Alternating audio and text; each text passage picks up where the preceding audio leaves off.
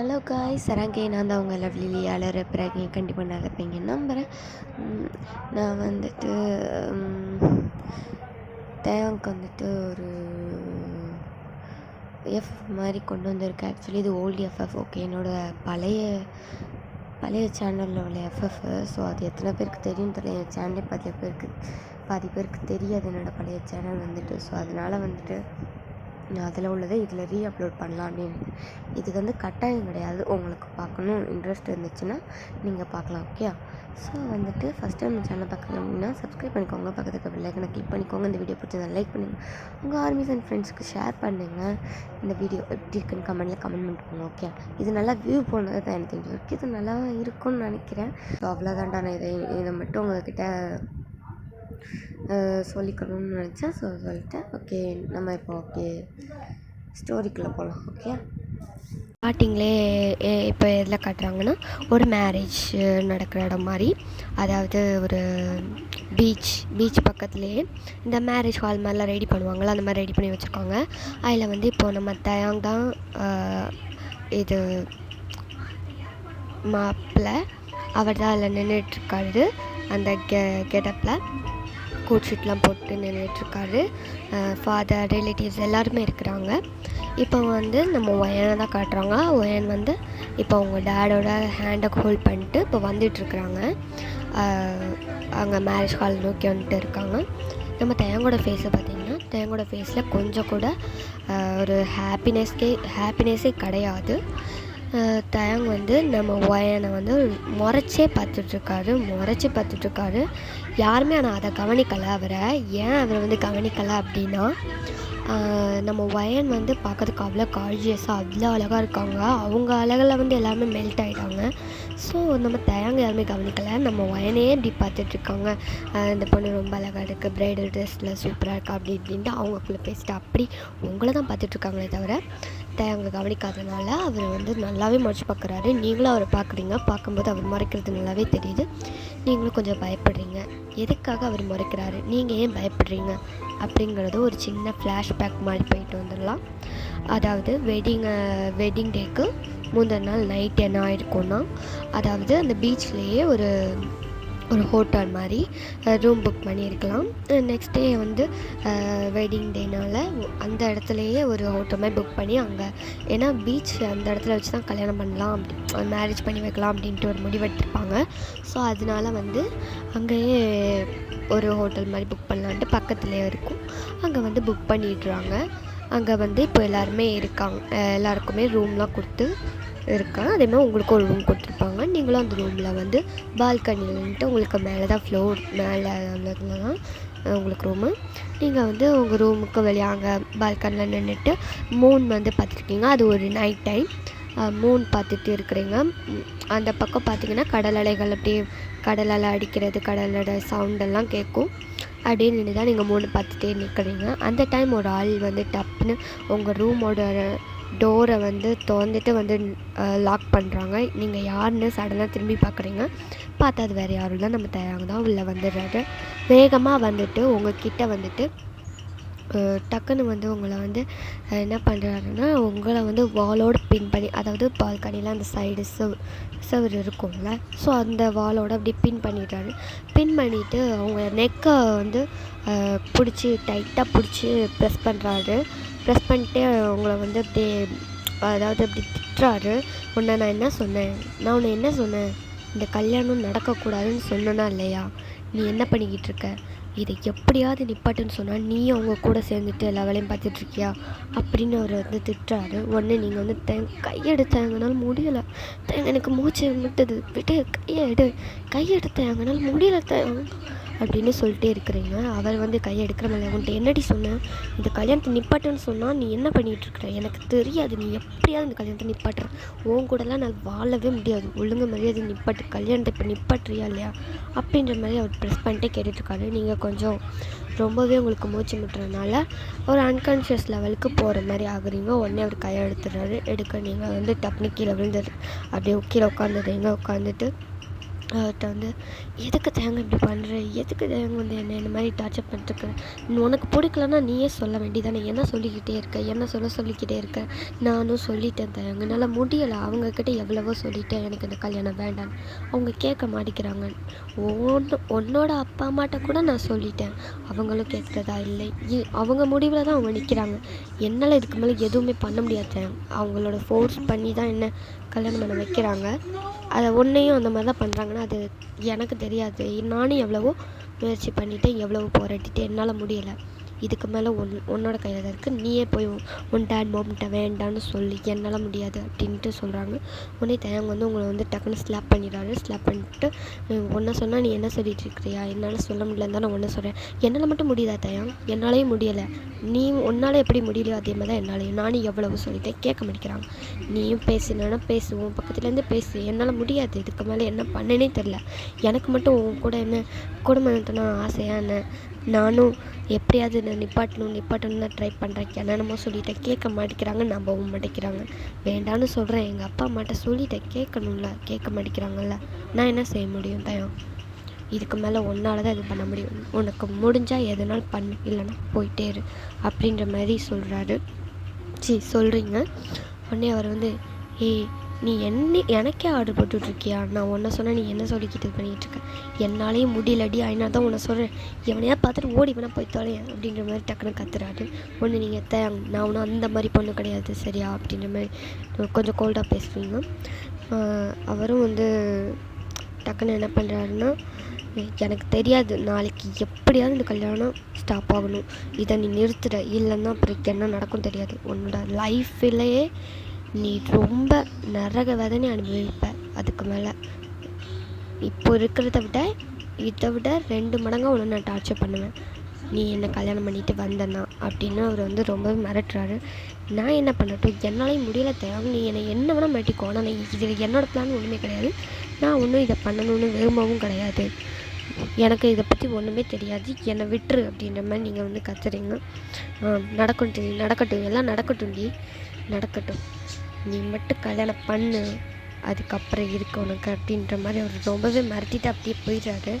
நீங்கள் அதுக்கப்புறம் அவர் போன பின்னையும் உட்காந்து புலம்பிக்கிட்டே இருக்கீங்க. நான் என்ன பண்ண முடியும், நானும் எவ்வளவோ அதை தடுக்கிறதுக்கு ட்ரை பண்ணிட்டேனே, முடியலையே, நான் உன்னை லவ் பண்ண அது என்னமோ உண்மைதான், நான் உன்னை லவ் பண்ணேன், ஆனால் இப்போ எனக்கு உன் மேலே லவ் இருக்குது இல்லைன்னு இல்லை, ஆனால் நீ என்னை ரொம்ப டார்ச்சர் பண்ண ஆரம்பிச்சிட்டேன், என்னால் முடியலை, இந்த கல்யாணம் வேண்டான்னு நான் சொல்லிட்டேன், உன்னோட விருப்பம் இல்லாமல் இந்த கல்யாணம் நடக்கிறதுல தான் எனக்கு இன்ட்ரெஸ்ட் இல்லையே தவிர எனக்கு இதில் விருப்பம் இல்லாமல் இல்லை தயார் அப்படின்னு புலம்பிகிட்டே இருக்கிறீங்க. அந்த 3 பார்த்துட்டதுக்கப்புறம் அப்படியே நீங்கள் வந்து பேச ஆரம்பிக்கிறீங்க. அம்மா நீ மட்டும் என் கூட இருந்தால் அந்த மாதிரிலாம் நடக்குமாம்மா, நீ என்னை விட்டு போனனால தானே இப்படி என்னை வந்து எல்லாருமே ஃபோர்ஸ் பண்ணிட்டு பண்ணுறாங்க, இல்லைன்னா நீ என்னோடய ஒப்பீனியன் தானே கேட்டிருப்பேன், இந்த மாதிரி பண்ணியிருக்க மாட்டாங்கள்ல யாரும் அப்படின்ற மாதிரி அழுதுகிட்டே பேசுகிறீங்க, ரொம்ப அழுகுறீங்க.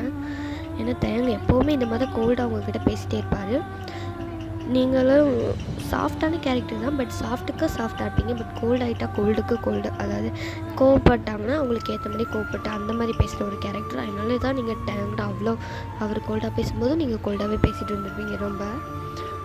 அப்படியே நீங்கள் 3 பார்த்து பேசிட்டு ரொம்ப அழுதுட்டு அப்படி போய் படுத்துடுறீங்க. நெக்ஸ்ட் டே ஆகிருக்கும், அதனால தான் அவர் அப்படி பார்த்து முறைச்சிக்கிட்டே இருந்திருப்பார் உங்களை பார்த்து. நம்ம இவ்வளோ சொல்லியும் வாரா அப்படின்ற மாதிரி தான் மனசில் நினச்சிட்டு அப்படி முறைச்சிட்டே நின்றுட்டுருப்பார். நீங்களும் அதனால தான் பயந்துகிட்டே அப்படி நின்றுருப்பீங்க. ஆனால் நீங்கள் ஒரு பிளானிங் போட்டிருப்பீங்க. அதாவது நம்ம தேங்க்கு வந்து ஒரு சிஸ்டர் இருக்காங்க. சிஸ்டரோட நேம் வந்து சோஃபி வந்து அந்த கல்யாண இதில் தான் இருக்காங்க, அந்த மேரேஜ் ஃபங்க்ஷனில் இருக்கிறாங்க. அவங்க டேட் மாமோட நின்றுட்டுருக்காங்க. என்ன பிளானிங்னா, இந்த ஃபாதர்ஸ்லாம் வந்து கேட்பாங்கள்ல, இந்த கல்யாணத்தில் யாருக்காவது அப்ஜெக்ஷன் இருக்கா அப்படின்னு கேட்பாங்கள்ல, இல்லை விருப்பம் இல்லாமல் இருக்கீங்களா சொல்லுங்கன்ற மாதிரி கேட்பாங்களா, ஒரு கொஸ்டின் வரும்ல. ஸோ அதில் வந்து சோஃபி வந்து இல்லை வேணாம் எனக்குமே இது பிடிக்கலன்ற மாதிரி அவங்க சொல்லிடலாம் அப்படின்ற மாதிரி ஒரு இதில் ஐடியாவோட சொல்லியிருப்பாங்க. ஒயன் வந்து இப்படி சொல்லிடுடி அப்படின்னு சொல்லியிருப்பாங்க. ஸோ சோஃபியுமே ஓகே நான் கண்டிப்பாக சொல்கிறேன், ஏன்னா சோஃபிக்குமே தெரியும் தேங் வந்து நம்ம ஒயனை ரொம்பவே டார்ச்சர் பண்ணுறாரு அப்படிங்கிறது தெரியும். அதனால அவங்க இவங்களுக்கு ஒயனுக்கு ஹெல்ப் பண்ணுவாங்க. ஏன்னா ஒயனோட க்ளோஸ் ஃப்ரெண்டு தான் சோஃபி. ஸோ அதனால் அவங்க வந்து ஃப்ரெண்டுக்காக என்ன வேணால் பண்ணலாம் அப்படின்ற மாதிரி அவங்க அதனால் அப்படி நான் பண்ணுறேன் அப்படின்னு சொல்லியிருப்பாங்க. அவங்களும் அதே மாதிரி எல்லாம் ரெடி பண்ணி கரெக்டாக அப்புறம் வந்து தேங்கிட்ட கொண்டு போய் உங்கள் அப்பா வந்து உங்கள் ஹேண்டை கொண்டு போய் தயாங் ஹேண்டில் கொடுத்துட்டு அவர் போய் சைடில் நிற்கிறாரு. எல்லாருமே இப்போ இருக்காங்க. மேரேஜுக்கான இதெல்லாம் ஆரம்பிக்குது. இப்போ வந்து தயாங்கிட்ட வந்து ஃபாதர் கேட்குறாங்க.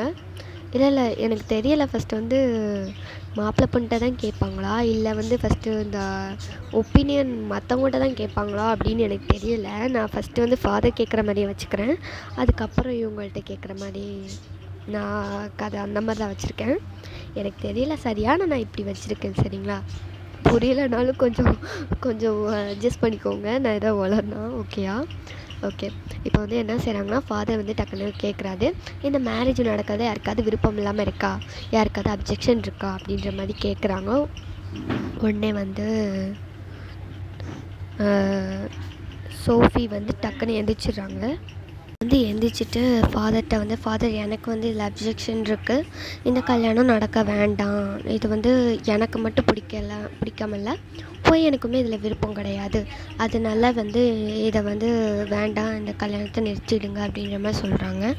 உடனே ஃபாதரும் எல்லாருமே அங்கே வந்து அப்படியே ஷாக்காக பார்க்குறாங்க. என்னடா இந்த பொண்ணு இப்படி எந்திரிச்சிட்டு வேண்டானது, அது சொந்த அண்ணனோட மேரேஜ்லேயே இப்படி சொல்லிகிட்டு இருக்குது, அதுவும் அந்த பொண்ணோட ஃப்ரெண்டு தானே இந்த பொண்ணு அப்படின்ற மாதிரிலாம் எல்லாருமே யோசிக்கிறாங்க. எதுக்காக வேண்டாம், அதுவும் இல்லாமல் அந்த பொண்ணுக்குமே வேண்டாமா அப்படின்ற மாதிரிலாம் யோசிக்கிறாங்க. யோசிச்சுட்டு அவங்க சலசலப்பாக அப்படி பேசுவாங்களா, அந்த மாதிரி பேசிக்கிறாங்க, என்ன எப்படி பேசுகிறாங்க அப்படின்ற மாதிரி பேசிகிட்ருக்குறாங்க. அப்போ தான் நம்ம அவங்களோட ஒரு என்ட்ரி அங்கே வருது. அவர் என்ன பண்ணுறாருன்னா, டக்குன்னு வந்து நம்ம ஒயனோட ஹேண்டை ஹோல்ட் பண்ணியிருக்கிறாருல, அவர் வந்து டக்குன்னு ஒயனை வந்து என்ன சொல்கிறாருன்னா, ஒயன் உனக்கு என் மேலே லவ் இல்லையாடி, எனக்கு கல்யாணம் பண்ணிக்கு உனக்கு விருப்பம் இல்லையாடி அப்படின்ற மாதிரி டக்குன்னு இப்படி மாறிக்கிட்டு கேட்குறாரு. உடனே ஒயனுக்கே ஷாக்கு, என்னடா இவன் சைக்கோ மாதிரி இருக்கான், நேற்று நைட்டு தான் வந்தாடி அடித்தான் திட்டினா, இப்போ என்னடானா இப்படி கேட்காங்க. அவங்களுக்கே ஒரு டவுட்டு, அவங்க அப்படியே ஷாக்காக பார்க்காங்க, என்ன இவன் பண்ணுறான், என்ன இப்படி பேசிகிட்டு இருக்கான் அப்படின்ற மாதிரி பார்த்துட்ருக்காங்க. அங்கே சோஃபிக்கும் அதுக்கு மேலே ஷாக்கு, இவன் நான் இப்படி பேசுகிறான் டே அப்படின்ற மாதிரியே பார்த்துட்ருக்குறாங்க. அவர் வந்து இப்படி தான் பேசுகிறாரு, சாஃப்டாக பேசுகிறாரு. ஒயன் உனக்கே மேலே லவ் இல்லையா, என்ன நீ லவ் பண்ணலையா, எப்படி ஒயன் உன்னால் இப்படி சொல்ல முடிஞ்சது, உனக்கு இது விருப்பம் இல்லையா ஒயன், நான் உன்னை எந்த அளவுக்கு லவ் பண்ணுறது தெரியுமா, உன்னை கல்யாணம் பண்ணிக்க போகிறேன்னு தெரிஞ்சதும் எவ்வளோ சந்தோஷப்பட்டது தெரியுமா அப்படின்னு பேச ஆரம்பிக்கிறாரு. பேசிகிட்டே அப்படி ரொம்ப சாஃப்டாக பேசிகிட்டே இருக்காரு. ஒயன் அதில் அப்படியே மெல்ட் ஆகிடுறாங்க. சோஃபி வந்து வேணாண்டி வேணாம், அவன் ஒரு சைக்கோ, அவன் ஏதோ பிளான் பண்ணிட்டான், அதனால தான் இப்படி பேசிகிட்டு இருக்கான், நீ அதில் விழுந்துடாதங்கிற மாதிரி பார்த்துட்டு உங்களுக்கு சைக்கிளாக காட்டுறாங்க. வேணான்னு சொல்லிட்டு ஃபாதரும் கேட்குறாரு, உனக்கு ஓகே இல்லையாம்மா அப்படின்ற மாதிரிலாம் கேட்குறாரு. ஒயன் எந்த பதிலும் சொல்கிற மாதிரிலாம் அவங்க அப்படியே மெல்ட் ஆகிட்டாங்க. ஸோ என்ன சொல்கிறேன்னு கூட தெரியல, கன்ஃபியூஷன்லேயே நின்றுட்டுருக்காங்க. ஒயன் வந்து உனக்கு ஓகேவா இல்லையான்ற மாதிரி கேட்க டக்குன்னு அவங்க அந்த கன்ஃபியூஷனில் ஓகேன்ற மாதிரி தலையாட்டிடுறாங்க. உடனே ஃபாதரும் மேரேஜுக்குள்ளே அந்த இதெல்லாம் சொல்ல ஆரம்பிக்கிறாரு. இப்போ டயாங்கிட்ட வந்து கேட்குறாரு, டயாங் ஐயனி ஒய்யனை திருமணம் செய்துக்குள்ளே சம்மதமானு கேட்குறாங்க. அவர் வந்து சம்மதவாதன்னு சொல்லிடுறாரு. இப்போ அப்படியே அதே கேள்வியை ஒயன்ட்ட கேட்காங்க. ஒயன் ஐயனி டயாங்க திருமணம் செய்துக்குள்ளே சம்மதமாக அப்படின்ற மாதிரி கேட்குறாங்க. நம்ம ஒயன் 1 செகண்ட் அப்படியே யோசிக்கிறாங்க, இவன் சைக்கோவா இல்லை சைக்கோமா நடிக்கிறானா, நேற்று வந்து அந்த திட்டுனா அடித்தான், இப்போ என்னடானா இவ்வளோ சாஃப்டாக பேசுகிறான், உண்மையிலே திருந்திட்டானா அப்படின்ற மாதிரியே பார்த்துட்ருக்கேன். டயாங் மறுபடியும் ஒரு சாஃப்டாக அப்படி பேசுகிறாரு. என்னடி உனக்கு என்ன பிடிக்கலையாடி, ஏன்டி இப்படி பண்ணுற, நான் உன்னை எவ்வளோ லவ் பண்ணுறேன்னு தெரியுமா, நீ ஏன் இப்படி பண்ணுற அப்படின்ற மாதிரி கிட்டத்தட்ட அழுகிற மாதிரி போயிட்டாரு. உடனே நம்ம வயனுக்கா முடியலை, லவ் பண்ணியிருப்பாங்கள்ல, ஸோ அவரால் தான் அவங்களால தயங்க முடியாது. ஸோ அவங்க வந்து டக்குன்னு இல்லை நான் வேணாம்னு சொல்ல, எனக்கு சம்மதம் ஃபாதர் அப்படின்னு டக்குன்னு அவங்க அந்த பதட்டத்தில் இப்படி சொல்கிறாங்க. சோஃபி அவ்வளோதான் தலையில் கழிச்சிட்டு உட்காந்து போச்சு எல்லாம் போச்சு, வயன் நல்லா மாட்டிக்கிட்டடி, அவன் பிளான் தெரியாமல் உள்ளே போய் விழுந்துட்ட, நீ சிக்கிட்ட, இதுக்கு மேலே யாரும் உன்னை காப்பாற்ற முடியும், முடிஞ்சிச்சு சோழி முடிஞ்சிச்சு அப்படின்னு உட்காந்துக்கிட்டாங்க. இப்போ அதுக்கப்புறம் என்ன நெக்ஸ்ட் லெவல் என்ன, ரிங் தானே மாற்றணும், அதே மாதிரி ரிங் மாற்றிக்கிறாங்க. நம்ம ஒயனுக்கு ஒரு பக்கம் சந்தோஷமாக இருந்தாலும் ஒரு பக்கம் கன்ஃபியூஷனாக இருக்குது. இவர் இப்படி சொல்கிறது, இவன் தானே வேண்டாம்னா இப்போ என்னடானா நம்மளே ஒரு பிளானை போட்டு தாக்கனா அதே வந்து கெடுத்து விட்டானு அப்படின்ற மாதிரி பார்த்துட்ருக்குறாங்க. அப்படியே அதுக்கப்புறம் மாற்றிடுறாங்க, ரிங்கெல்லாம் மாற்றியாச்சு. நெக்ஸ்ட் லெவல் என்ன, கிஸ்ஸிங் தான். அது வந்து நம்ம ஒயன் வந்து என்ன எக்ஸ்பெக்ட் பண்ணிப்பாங்கன்னா, ஒன்று வந்து ஃபோர்ஹெட்டில் கொடுப்பான், இல்லைன்னா ஹேண்டில் கொடுப்பான் அப்படிங்கிற மாதிரி எக்ஸ்பெக்ட் பண்ணிப்பாங்க. பட் நம்ம தேங் வந்து வேறு லெவல். அவர் லிப் டு லிப்பே கொடுத்துட்றாரு. எல்லாருமே ஓன்னு கத்திட்டு சேரப் பண்ணுறாங்க. எப்படி சொல்கிறது, என்ஜாய் பண்ணுறாங்க அவங்க மேரேஜையே. இதெல்லாம் பண்ணிட்டு ஃபோட்டோ ஷூட்டெல்லாம் நடக்கும். ஃபோட்டோவில் எல்லாமே நல்லா சிரிச்சே கொடுக்குறாரு. அந்த பையனா இந்த பையன் அப்படிங்கிற மாதிரி தோண ஆரம்பிச்சிச்சு நம்ம எனக்கும் சோஃபிக்கெலாம் ரொம்ப டவுட்டு தான். அது மேலே அவரை நம்பவே மாட்டேன். போடா உன்னையெல்லாம் எனக்கு தெரியாதா, அவன் தங்கச்சிடா நான் அப்படிங்கிற மாதிரியே நின்றுட்டுருக்காங்க. அவங்க நம்பவே இல்லை. என்கிட்ட வந்து சொல்ல செய்கிறாங்க, நீ எப்படி அவனை நம்பி கல்யாணம் பண்ணேன்னா, எவ்வளோ பெரிய இப்படி ஒரு சின்ன ஒரு இதை வச்சே நம்ம அப்படி தப்பிச்சிடாம பார்த்தா, நீ என்னடானா இந்த பிளானே சொதப்பி விட்டுட்டேடி போடி மெண்டல் அப்படின்ட்டு பிடிச்சி திட்டி விட்டுட்டுருக்குறாங்க.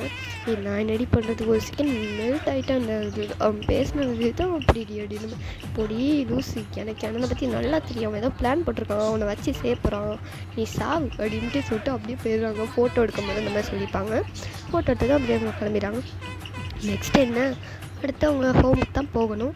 ஸோ ஹோமுக்கு போகிறதுக்கு முன்னாடி வந்து நம்ம தேங்க அப்போ தான் ஒன்று சொல்கிறாரு. காரில் ஏறுறதுக்கு முன்னாடி எல்லாத்தையுமே அவங்க டேட் மாம்கிட்ட சொல்கிறாரு, இந்த நம்ம வீட்டுக்கு போகல, நாங்கள் வந்து தனியாக ஒரு ஹவுஸ் நான் வச்சுருக்கேன் டேட், அங்கே தான் நாங்கள் போய் ஸ்டே பண்ண போகிறோம், நியூ மேரிட் கப்பலில். ஸோ நாங்கள் வந்து அங்கேயே ஒரு 1 இயருக்கு தங்கிக்கிறோமே, இப்போ என்ன பார்க்கணுன்னா வந்து பார்க்க போகிறோம் அப்படின்ற மாதிரி சொல்கிறாரு. எல்லோரும் நடத்து அப்படின்ற மாதிரி தேங்கோட அப்பா அம்மா சொல்கிறாங்க. சரி அப்படின்ட்டு சொல்லி காரில் அனுப்பிவிடுறதுக்காக ஓகேன்ட்டு சொல்லிடுறாங்க.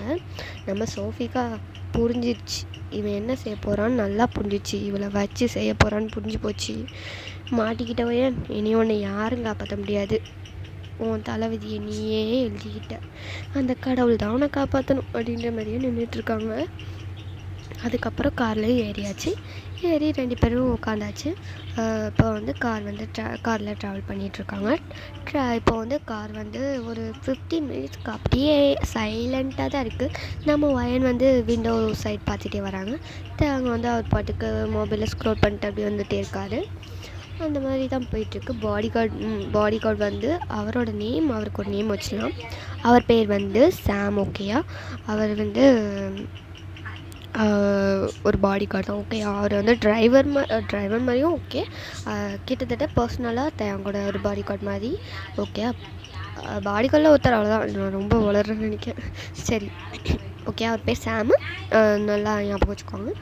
இப்போ வந்து இப்படி போயிட்டுருக்காங்கல்ல, ஒரு 15 மினிட்ஸ்க்கு அப்படியே அமைதியாக தான் இருக்கும். ஆனால் அதுக்கப்புறம் அந்த ஏரியா விட்டு, அதாவது அந்த சரௌண்டிங்கை விட்டு வெளியே வந்ததும், அந்த ஏரியா விட்டு, அதாவது அந்த மேரேஜ் நடந்த இடத்துலேருந்து அந்த ஏரியா விட்டு வெளியே வந்த பின்னே தான் தேங்காரோட சுரூபத்தை மறுபடி காட்ட ஆரம்பிக்கிறாரு. அவர் படக்குன்னு நம்ம ஒயனை இழுத்து அப்படியே அந்த கார் சீட்லேயே தான் அப்படியே லாக் பண்ணி மறுபடியும் அவங்க நெக்கை தான் வந்து ஹோல்ட் பண்ணுறாரு. நெக்கை பிடிச்சி அப்படியே ப்ரெஸ் பண்ணுறாரு. நம்ம ஒயனுக்கா முடியலை, முடியலை, மூச்சு இடமில்ல தேங்க, நீ விடு தேங்க, எதுக்கு இப்போ இப்படி பண்ணிக்கிட்டு இருக்க தேங்க அப்படின்னு பிடிச்சி நம்ம தேங்க வந்து பிடிச்சி ஒரே தள்ளி விட்டுடுறாங்க. ஏன்னா அவங்களால முடியலை, ரொம்ப பெயினாக இருக்குது. ஸோ அதனால் தள்ளி விட்டுட்டாங்க. அவர் வந்து அப்படியே விழுந்துட்டு அப்படியே ஒரு ஈவில் மாதிரி இப்படி சிரிக்கிறாரு. என்னடி நினச்சேன், நான் மேலே லவ் இருக்குது அப்படின்னு சொன்னதெல்லாம் உண்மை நினச்சிட்டியா? கிடையாது, நான் உன்னை பழி வாங்கிறதுக்காகத்தான் கல்யாணம் பண்ணேன் அப்படிங்கிறாரு. உன்னை ரிவெஞ்ச் எடுக்கணும், அதுக்காக மட்டும்தான் உன்னை கல்யாணம் பண்ணேன். ஒரு 6 மந்த்துக்கு நீ என் கூட இருந்து சித்திரவதையை அனுபவிக்க போகிற, அதுக்கப்புறம் உன்னை நான் டைவர்ஸ் பண்ணிடுவேன், எனக்கு பிடிச்ச மாதிரி என் லைஃப்பை நான் அமைச்சிக்குவேன் அப்படின்ற மாதிரி சொல்லிகிட்ருக்காரு. நம்ம ஒயனுக்கா பெரிய ஷாக்கு. அட பாவி, இதுக்கு தான் இவ்வளோ நைஸாலாம் பேசிகிட்டு இருந்தியா நீ அப்படின்ற மாதிரி பார்த்துட்ருக்காங்க. நீ என்னை ரொம்ப நம்பிட்டல ஒயன், உனக்கு என்னோடய ஃபுல் கேரக்டர் தெரிய மாட்டேங்குது. என் தங்கச்சி எவ்வளவோ ஒன்று சொல்லியிருப்பாளே, நம்பாதன்னு நீ கேட்கல, அந்தளவுக்கு அவன் என்ன லவ் பண்ண நீ அப்படின்ற மாதிரி கேட்டுட்ருக்காரு. நம்ம ஒயனுக்கு என்ன பேசுனே தெரில. அவங்க உட்காந்து ஒரு அழுக ஆரம்பிச்சிடுறாங்க. உங்கள் கண்ணிலேருந்து டியர்ஸாக அப்படியே வந்துகிட்டே இருக்குது, ஸ்டாப் ஆகாமல் வந்துட்டே இருக்குது. அதுக்கப்புறம் வந்து நம்ம ஒயன் வந்து ஒரு மாதிரி கத்த ஆரம்பிச்சிடுறாங்க. நீ என்ன நினச்சிட்ருக்குறேன்னா தான் வேண்டாம், நான் எவ்வளோ கஷ்டப்பட்டு இந்த கல்யாணத்தை நிப்பாட்டுறதுக்கு நான் வந்து இந்த மாதிரி ஒரு ஐடியாவை யோசிச்சு நான் அவளை சொன்னால் இது நின்றுக்கும். நீ எதுக்கு தேவையில்லாமல் இந்த மாதிரி பண்ண, நம்ம பாட்டுக்கு நம்ம வழியை பார்த்து போயிட்டே இருந்துக்கலாம், நான் எதுக்கிட்ட அப்படி பண்ண அப்படின்னு டக்குன்னு வந்து தேங்கோட காலர் பிடிச்சிடுறாங்க. தேங்க்கு செம கோவம் ஆயிடும். டப்புன்னு அவரை நம்ம ஒயனை வந்து அப்படியே சர்ட்லேயே ஸ்லாப் பண்ணிடுவாங்க. அப்படி ஸ்லாப் பண்ணதும் நம்ம ஒயன் போய் அப்படியே சீட்டில் டப்புன்னு விழுந்துருவாங்க. அவங்க அப்படியே அன்கான்ஷியஸும் போயிடுவாங்க. ஸோ அதனால் அப்படியே அன்கான்ஷியஸில் அப்படியே இருப்பாங்க. நம்ம தேங்கும் வந்து அப்படியே அவர் பாட்டுக்கு நார்மலாக அப்படியே உட்காந்துருவார், கேஷுவலாக உட்காந்துருவார். அந்த டிரைவர், அதாவது அந்த பாடி கார்டு வந்து ஒன்றுமே கேட்க முடியாது. அவருக்கே பார்க்கறதுக்கு கொஞ்சம் கஷ்டமாக இருக்குது. அவர் கொஞ்சம் ஒயன் மேலே இறக்கப்படுறாரு. பாவம் அந்த பொண்ணு இந்த அரக்கண்டை மாட்டிட்டு, ஏன்னா அவர் சும்மாவே நம்ம தேங்க வந்து ரொம்ப கோல்டான ஒரு டைப் தான். ஸோ அதனால் வந்து இந்த அரக்கண்டை மாட்டிட்டு இந்த பொண்ணு என்ன பண்ண போதும் அப்படின்ற மாதிரி அவர் கொஞ்சம் பரிதாபப்படுறாரு ஒயனோட நிலைமையை பார்த்து. அவரால் எதுவும் பண்ண முடியாது இல்லையா, அதனால் அவர் அமைதியாக இருக்கார். அப்படியே ட்ரைவும் பண்ணுறாங்க. நெக்ஸ்ட்டு அந்த ஹோமுக்கு போகிறாங்க. அது ரொம்ப லாங்கில் தான் இருக்குது. அவங்க எங்கேருந்து தேடினாலுமே அவங்கள கண்டுபிடிக்க முடியாது. நம்ம ஒயன் எங்கே இருக்காங்க, அவங்க வீடு எங்கே இருக்குன்னு டக்குன்னு கண்டுபிடிக்கிறது கஷ்டம். ஒரு அவுட்டூர் பக்கத்தில் தான் அந்த ஹோம் இருக்கும். அதனால் யாராலுமே வர முடியாது அவ்வளோ சீக்கிரத்தில். நம்ம தேங்க்கு வந்து ஃப்ரெண்ட்ஸ் இருக்கிறாங்க. நம்ம ஜேகே ஜிமினியை வச்சுக்கலாம், ஓகேங்களா. வேறு யாரும் இல்லை, நம்ம ஒயனுக்கு ஃப்ரெண்ட் இருக்குது, அதாவது சோஃபி. அவங்களாலையுமே டக்குன்னு அவங்க கண்டுபிடிச்சி வர முடியாது. அந்தளவுக்கு ரொம்ப லாங்காக கொண்டு போய் வச்சுட்டாரு. ஏன்னா அவங்கள டார்ச்சர் பண்ண தானே கூட்டு போகிறாரு, யாரும் டிஸ்டர்ப் பண்ணக்கூடாது அப்படிங்கிற ஒரு காரணத்துக்காக. இப்படியே அவங்க ஹோமும் போய் சேர்ந்துடுறாங்கல்ல. நெக்ஸ்ட்டு என்ன நடக்குங்கிறத நம்ம அடுத்த பார்ட்லேருந்து பார்க்கலாம், ஓகேங்களா. இது கொஞ்சம் ஷார்ட்டாக இருந்தால் அட்ஜஸ்ட் பண்ணிக்கோ. ஓகேடா, தேங்க்ஸ் ஃபார் வாட்சிங், thank you, bye bye. Next part சீக்கிரமாக நான் போடுறேன், ஓகே. சூன் கண்டிப்பாக வந்துடும். தேங்க்யூ.